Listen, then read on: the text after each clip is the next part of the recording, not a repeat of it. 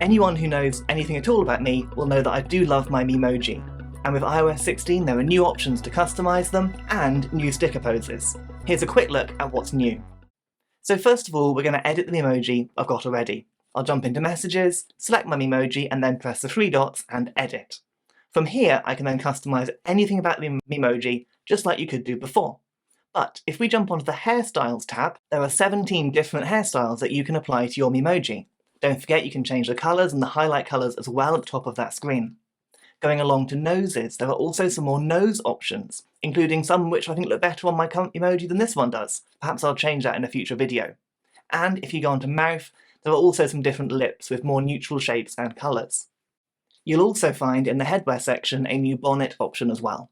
So you've got a few nice options there to change up your Memoji if you'd like to. I'm going to keep mine the same just for now, and instead jump into the Notes app to show you the new stickers that you can make your Memoji pose in. So there are 6 main new stickers, and a couple more in the Contacts app as well that are a little bit hidden, and I think these are some really fun options to make your Memoji more interesting.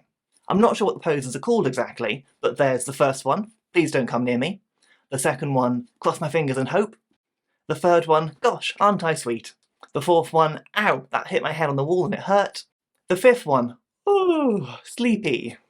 And the last one is my favourite, so let's add this one together now. So tap on to do some typing, and on the keyboard you're going to press the emoji button. On that emoji picker screen, slide to the left so you can see your Memoji, and then you can press the 3 dots to get all the stickers. The 6th and final one is called a chef's kiss. Mwah! And I think it's a sticker I'll be using quite a lot in iOS 16.